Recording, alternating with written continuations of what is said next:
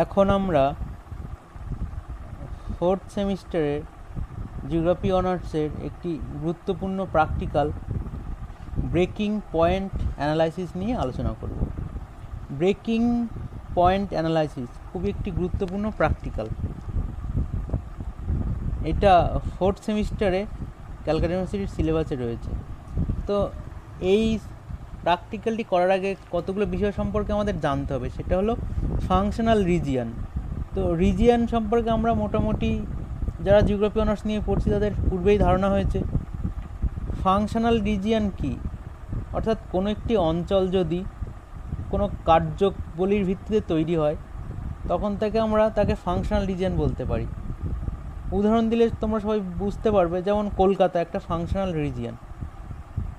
তো এই ফাংশনাল রিজিয়নের পার্শ্ববর্তী অঞ্চলগুলো, অর্থাৎ ফাংশনাল রিজিয়নের নিকটবর্তী অঞ্চলগুলো উপরে এই ফাংশনাল রিজিয়ন কতটা এফেক্টিভ বা প্রভাব বিস্তার করতে পারে সেই সংক্রান্ত একটি প্র্যাকটিক্যাল হলো ব্রেকিং পয়েন্ট অ্যানালাইসিস। এই ব্রেকিং পয়েন্ট অ্যানালাইসিস সম্পর্কে প্রথম যিনি আলোকপাত করেন তিনি হলেন রেলি। রেলি তার law of retail gravitational model এর মাধ্যমে প্রথম এই বিষয়ে তিনি আলোকপাত করেন। যদিও পরবর্তীকালে পিডি কনভার্স 1949 সালে এই বিষয় সম্পর্কে বিস্তারিত তথ্য দেন এবং তার এই তথ্যটি মূলত ব্রেকিং পয়েন্ট অ্যানালাইসিস নামে পরিচিত। তো দেখো, আমি সংক্ষেপে তোমাদের এটা বলার চেষ্টা করছি। তার আগে বলে রাখি যে জিওগ্রাফি অনার্স সংক্রান্ত প্র্যাকটিক্যাল রিলেটেড বিভিন্ন ধরনের ভিডিও পেতে অবশ্যই আমাদের এই YouTube channel Jio edu tutorial তোমরা সাবস্ক্রাইব করে রেখো, তাহলে পরবর্তীকালে এই সংক্রান্ত সব ভিডিওগুলো তোমরা পেয়ে যাবে। তো দেখো, পরীক্ষাতে এই প্র্যাকটিক্যালটা কেমনভাবে আসে, কীভাবে আসে এই প্র্যাকটিক্যালটা। দেখো, এখানে আমি একটা কোশ্চেন রেখেছি তোমাদের জন্য। Delineation of functional region by breaking point analysis bases on the following data. তো এখানে দেখো, এখানে সেটেলমেন্ট তোমরা দেখতে পাচ্ছ। সেটেলমেন্ট আছে ABCDEF পর্যন্ত। পপুলেশান রয়েছে, অর্থাৎ এই সেটেলমেন্টগুলোর পপুলেশান রয়েছে। আর ডিস্টেন্স ফ্রম দ্য সেটেলমেন্ট এ, অর্থাৎ এই সেটেলমেন্ট থেকে বাদ বাকি সেটেলমেন্টগুলোর ডিস্টেন্স রয়েছে কিসে, কিলোমিটারে। তো দেখো, যেহেতু থেকে বাদ বাকি সেটেলমেন্টগুলোর ডিস্টেন্স এখানে কোশ্চেনে দেওয়া রয়েছে।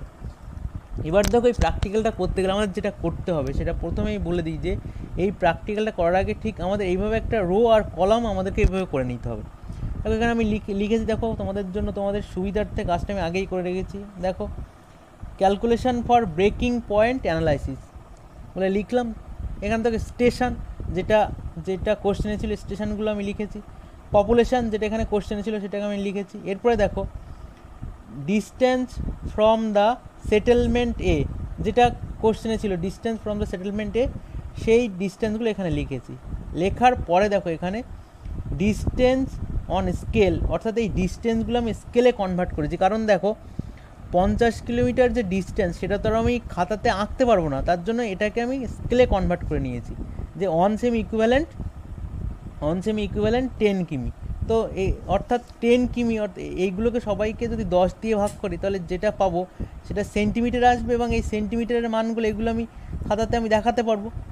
তো আমি স্কেলে কনভার্ট করেছি। এরপরে দেখো, এরপরে যেটা আছে যে distance of breaking point in কিমি। এই যে ডিস্টেন্স অফ ব্রেকিং পয়েন্ট যেটা কিলোমিটার, এটা আমাদেরকে কিন্তু ক্যালকুলেশন করতে হবে। এই ক্যালকুলেশনের জন্যই কনভার্স একটি সূত্র আবিষ্কার করেছিলেন বা সূত্র দিয়েছিলেন। সেই সূত্রটি দেখো, এখানে আমি সূত্রটি লিখে রেখেছি তোমাদের সুবিধার্থে। DV equals to D divided on plus root over ব্র্যাকেটের মধ্যে PA divided PB bracket close.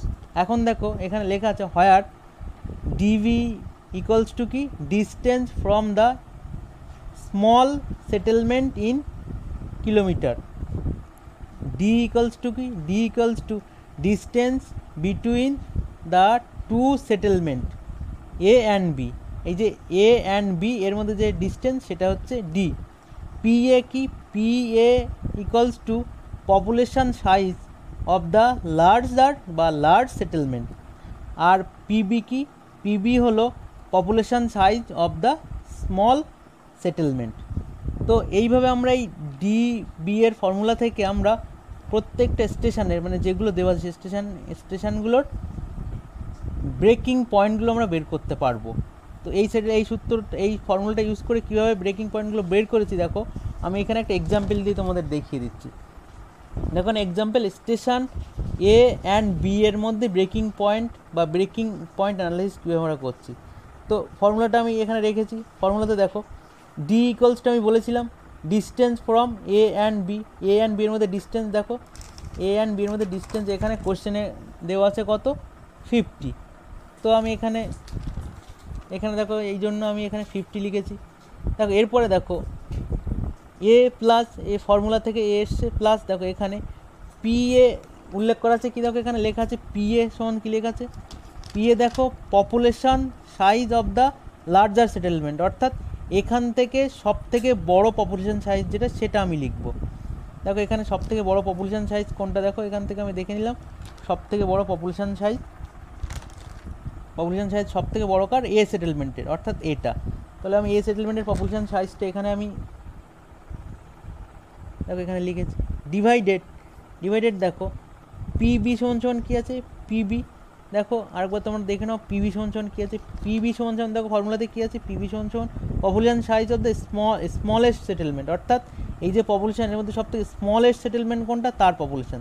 দেখো সব থেকে স্মলেস্ট কোনটা, দেখো এখানে আমি লিখে দিয়েছি সব থেকে স্মলেস্ট কিন্তু এটা, যেটা হচ্ছে কোশ্চেনে ছিল। এবার দেখো এখান থেকে ক্যালকুলেশন করে আমরা কত পেলাম, 19.49 কিলোমিটার।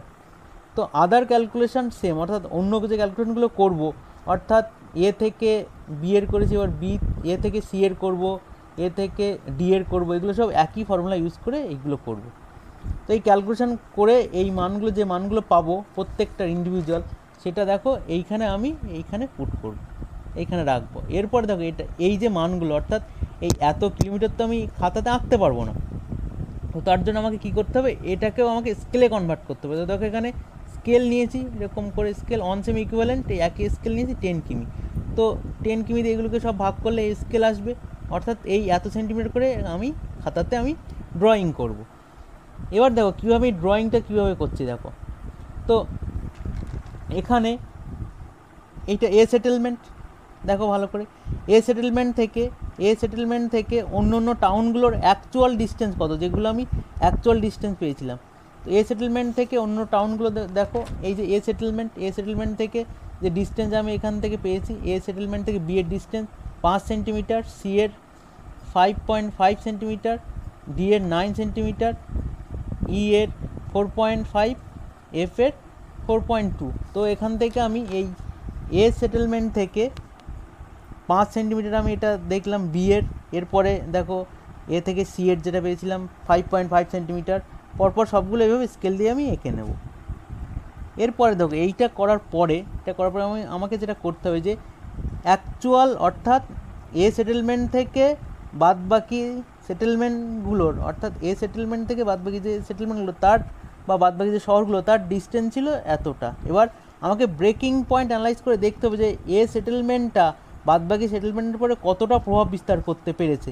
তো কতটা প্রভাব বিস্তার করতে পেরেছে সেটা আমরা কীভাবে নির্ণয় করতে পারি, ব্রেকিং পয়েন্ট অ্যানালাইসিসের সাহায্যে। তো ব্রেকিং পয়েন্ট অ্যানালাইজ করে দেখলাম যে এ বি এর পরে কতটা প্রভাব বিস্তার করেছে, সেটা এখানে আমি ক্যালকুলেশন করে পেয়েছি কতটা না 1.94। তারপরে দেখো সি কতটা করেছে না 1.96। তো এরকম করে আমি এ থেকে বি এর দিকে 1.94, এ থেকে সি এর দিকে 1.96, বাদ বাকি ওই একইভাবে এগুলো আমি এখান থেকে কী করব,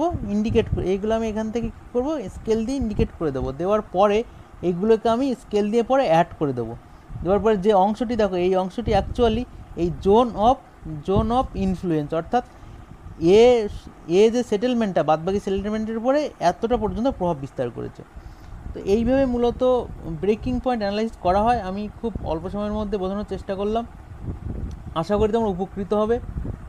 সবাইকে অসংখ্য ধন্যবাদ। বাদবাকি এই সংক্রান্ত আরও প্র্যাকটিক্যাল পেতে অবশ্যই তোমরা আমাদের সঙ্গে যুক্ত থেকো, আর কোনো অসুবিধা হলে অবশ্যই তোমরা এই ব্যাপারে কমেন্ট করে জানিও। Thank you.